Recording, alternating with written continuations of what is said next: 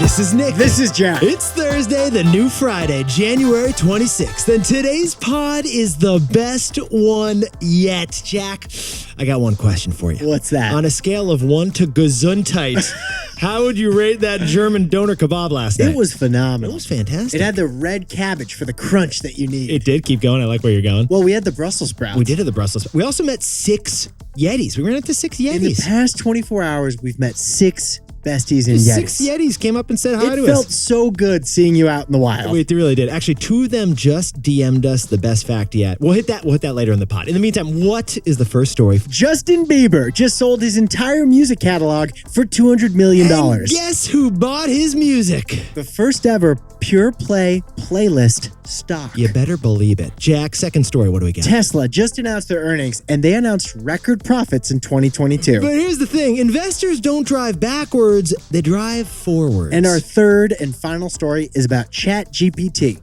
It just notched its biggest milestone yet. ChatGPT just passed a Wharton MBA exam that I took 5 years ago. Did you pass? Let's wait till our third story, Jack. Yetis, before we hit that fantastic mix. I love this mix. I love potting in person with you. I'm going to miss you, man. I'm going to miss you too. I'm going to miss you too. Do you still have bruises from my bear hug yesterday?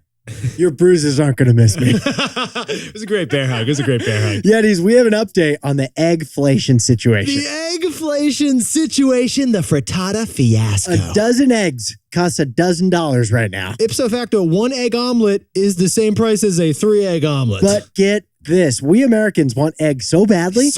We are now smuggling them across the border. U.S. border security has seen a 108% surge in egg smuggling. We repeat, Homeland Security isn't just seizing drugs at the border. No, they're seizing eggs. And it's not because we have a sudden craving for huevos rancheros. And it's not because Mexico has plenty of yolks to go around in that breakfast burrito. The reason is in the prices. Talk to us about the prices. The average carton of eggs in San Diego is $8. But Jack, what does the average carton of eggs cost you down in Tijuana? Just a few miles south across the border. That's key. $3 for a dozen eggs. What are we trying to say here, Jack? We Americans cannot afford American eggs. So we're breaking border laws by bringing the grade A good stuff over from Mexico. That's why eggs are going over easy over the border. And that is why they are cracking down on the contraband shells. By the way, if you're thinking about smuggling eggs as like your side hustle, it's a $10,000 fine if you get caught. That yolk ain't no joke. Don't want to go to jail over an egg scramble. We'd rather hit our 3 stories. Jack, hide that egg. Hide the dozen eggs, man. Hide them. We got to hit those 3 stories. Let's hit our 3 stories. 15 years before this song, 2 boys from the Northeast met in the dorm. They had an idea that caused a cultural storm. It's the best one yet, but the best is the norm. Jack, Nick, that's it. I don't even think they need to practice. 50%, that's a fat tip. T-Boy City on your at-list. If you know, you know, cause we ready to go. We can't wait no more, so just start the show. For our first story, Justin Bieber just sold his entire music catalog for $200 million. Who owns Biebs' music now? Who is it, Jack? A pure play music stock. It's not who you'd think, though. But first, can we talk about the hardest restaurant reservation to get in New York City for like 5 years straight? It's Carbone in Greenwich Village. You can't even look to get a reservation. They tell you they don't even want you. It's so hard to get a reservation. How hard is it, Jack? That the beautiful Justin Bieber 2 years ago was turned away. You think maybe Hailey Bieber could try to get one instead and sneak him in? She couldn't get one either. But last night, the Biebs got in. And why did Justin Bieber finally get into Carbone, Jack? Because he just sold all the music he's made through 2021 for $200 million. He didn't sell his future music. He did sell Baby and Ghost and Stay and Sorry and Peaches. Not his songs anymore. He sold all of them. This is the only artist under 60 years old we've seen sell their music catalog. This is the biggest deal we've ever seen for an artist who's not collecting Social Security checks. Biebs, yeah. 28 years old, he sold away the rights to the annual royalty checks that he collects from the streaming companies. We also just noticed he names all of his songs after single emotions. Yeah, I know. It's 1-syllable words. Sorry, Lonely, Holy, Mood, Confident. These are all Bieber songs. 2-syllable words. But yeah, emotions. You're Okay, right. and what is the reason he sold all these songs now, Jack? Instead of getting an annual check for listening of his music, he wants one big fat check right now instead. Now, Yetis, here's why Jack and I were fascinated with this story. We've noticed there's a land grab going on for music right now, but Bieber's deal just feels different. Let's go to Japan, where you just came home from, Nick. It was lovely. Japan's Sony acquired the rights to Bruce Springsteen's music for $500 million last year. And the year before that, Sony acquired Bob Dylan's music for $200 million. Let's move over now to New York City, where Blackstone, over the last 3 years, has acquired the music rights of Justin Timberlake, Neil Young, and Fleetwood Mac. Okay, but that's not all. Blackstone, this finance company, has also acquired Red Hot Chili Peppers, Rick James, Chainsmokers, Kenny Chesney, And now Justin Bieber, too. It owns all their music. So Sony, which has a music label, it makes sense that they acquired all this music. Exactly. But Blackstone is a private equity firm where you can't even stream Spotify on the computers at their offices. Why is a finance company acquiring Biebs' beats? It's a big question. And the reason Jack and I have shared before is because music is a boring, consistent business in a good way. It's boring, but it's consistent. Every musical song is like a drumbeat of revenue that just consistently Drip, drip, drips to Blackstone's coffers now. So while all the headlines yesterday said that Blackstone acquired Justin Bieber's music, we dug deeper. We jumped in T-Boy style and we noticed there's more to the story. Now that's what I call Music 26.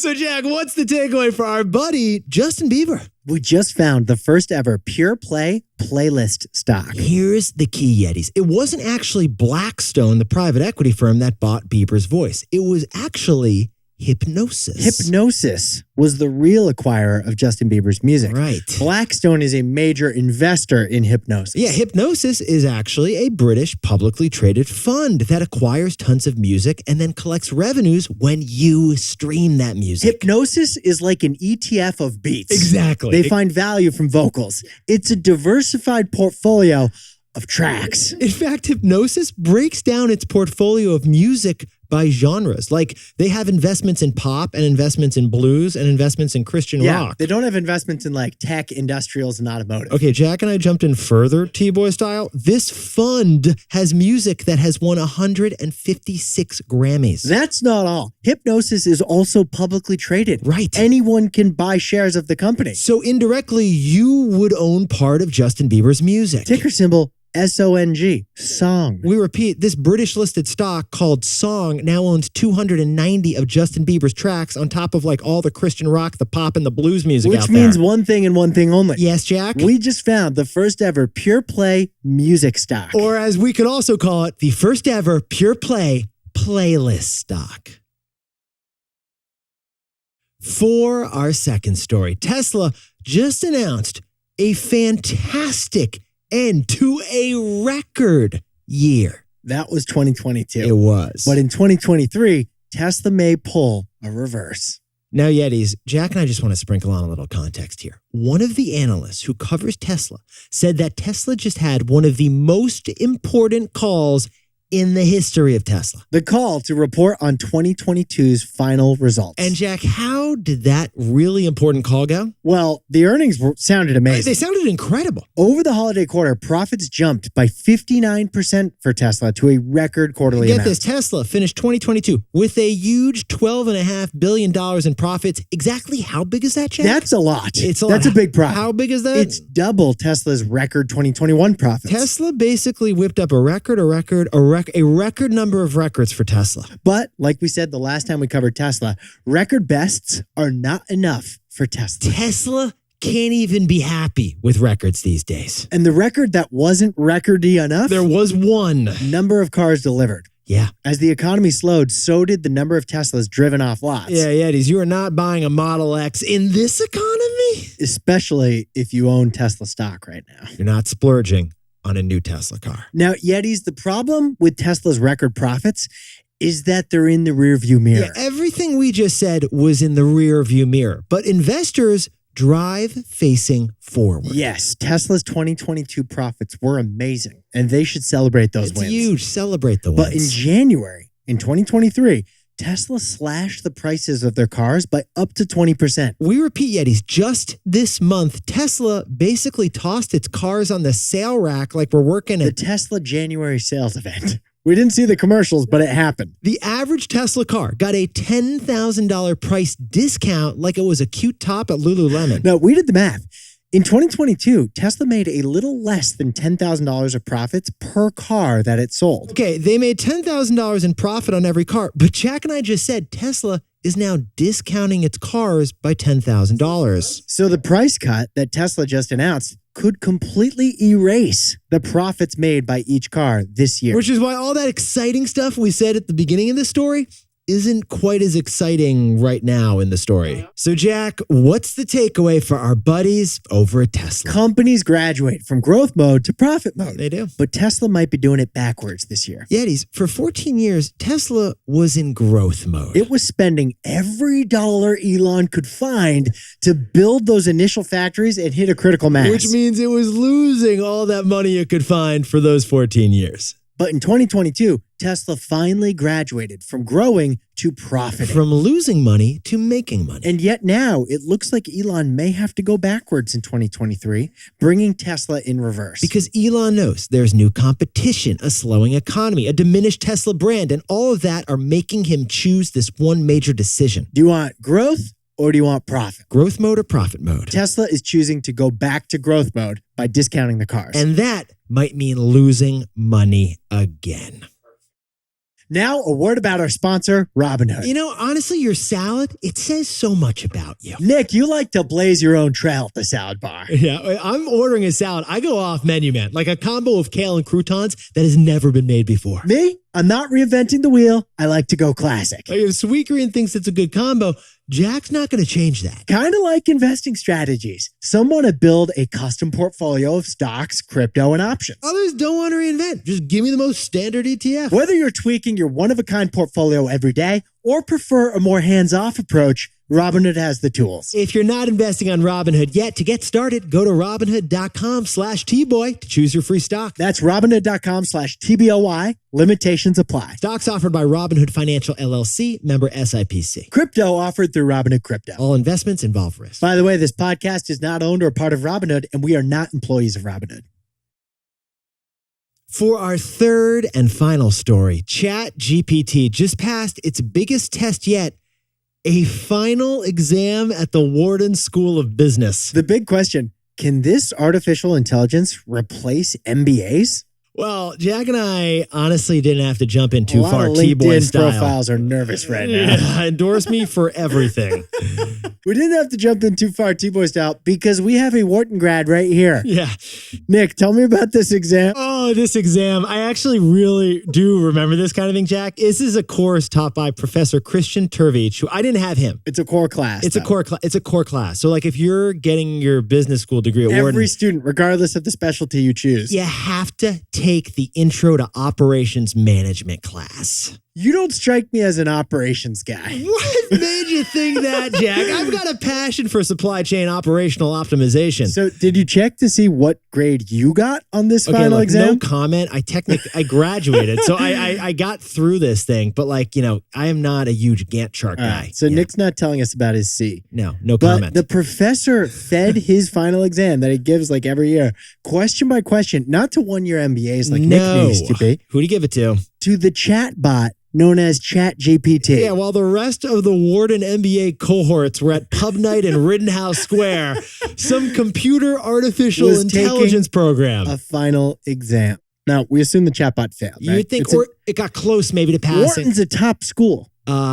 This chatbot passed the exam. Like D, C minus. This chatbot got a B minus. Not too shabby. Wow. Yeah, not showing off, but not falling behind But either. can this chatbot network? That's a Nick? good question, Jack. Can this chatbot attend a group trip to Mallorca during winter break? Yetis, it's not just Wharton. Yale University found that ChatGPT passed a medical exam for a medical license too. Ipso facto, ChatGPT is on its way to getting an MBA and a medical degree faster than you can spell GMAT. My boy is wicked smart. And yet that intelligence of ChatGPT is why Microsoft just confirmed the rumors we were talking about the other week. Microsoft has invested big in OpenAI, the company that owns ChatGPT. Now, if you look at Microsoft, they have Excel and PowerPoint. Those are for execution of tasks. But ChatGPT is for knowledge work, knowledge-based tasks. So Microsoft is planning to build this artificial MBA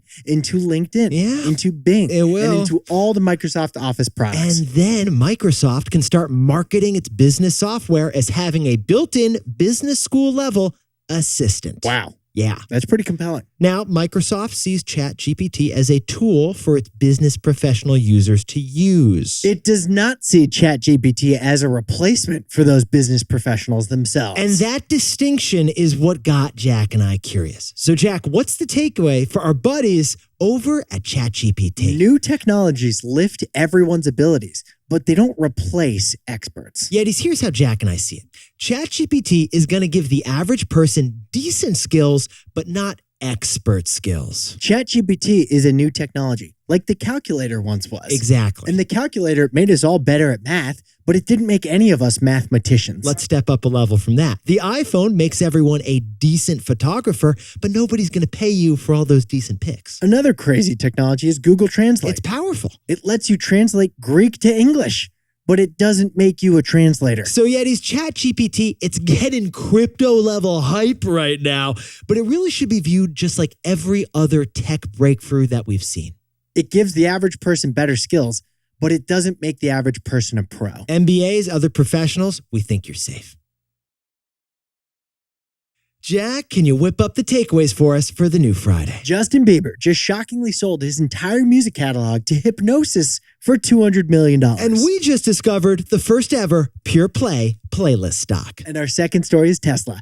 Their 2023 might sacrifice profits for growth. Companies graduate from growth mode to profit mode, but Tesla might be going backwards. And our third and final story, even though ChatGPT can pass a final exam at a top business school, we think that MBAs and other professionals are safe. Because new technologies lift everyone's abilities, but they don't replace experts. So your operations test exam score doesn't matter. Flow rate or through rate? Round up. Now, time for the best fact yet. This one sent in by a couple Yetis. Jack and I ran into a dinner last night at Rad House in San Francisco. Dana and Tucker tell us that Walt Disney wasn't just whipping up Mickey Mouse and Daffy Duck. Yeah, Walt Disney wasn't just splashing through Splash Mountains and Space Mountains. Actually, Daffy Duck might have been Looney Tunes. That's a fair point, and we may get sued by their lawyers on this. What Walt also did was envision, design, and pay for the opening and closing ceremonies of California's 1960 Winter Olympics at Lake Tahoe. Okay, Yetis, we repeat. The founder of Disney basically made the 1960 Winter Olympics happen in California. He helped build them. Did he get a gold participation trophy? He should have gotten one. Honestly, people talk about saving the Olympics. Have Disney do more Olympics, right? Do more. Have Disney make all the Olympic venues. Just host the Olympics at Disney World. That's how they should do it. Good, clean family fun. Yetis, you looked fantastic today. Jack, you looked fantastic all week. By the way, we just recorded our latest interview podcast. A bonus episode. Jack is about to jump on a red-eye flight. You do look great. We actually have recorded 2 episodes today. This is our second podcast today. I've had a great time with you, Nick. Sit down, stand up, and then pop a melatonin for your flight, Jack. I'll see you on the pod tomorrow. Can't wait.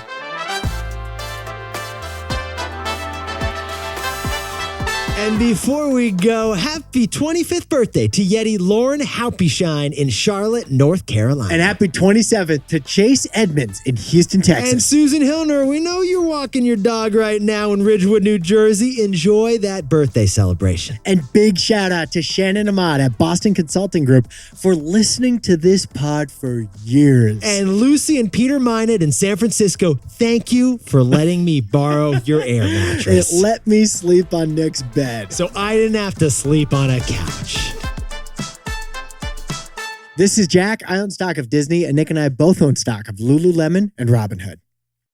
Now, a word about our sponsor, Robinhood. Okay, so Jack and I both worked in finance for a while. And we know the 6-monitor Bloomberg jockey with charts, numbers, balances, and more charts. They got coffees in both hands while they're executing some complex trade on a soybean future. Well, we're not trying to impress with our mission control trading center. Just give us an app, please. Robinhood, with its mobile-first and intuitive design, it lets you trade with just a few quick taps on their app. And even if things still don't seem easy, Robinhood has your back 24/7 with its live and robust customer support. If you're not investing on Robinhood yet, to get started, go to Robinhood.com/TBoy and choose your free stock. That's Robinhood.com/TBOY. Limitations apply. Robinhood Financial LLC, member SIPC. All investments involve risk. By the way, this podcast is not owned by or part of Robinhood, and we are not employees of Robinhood.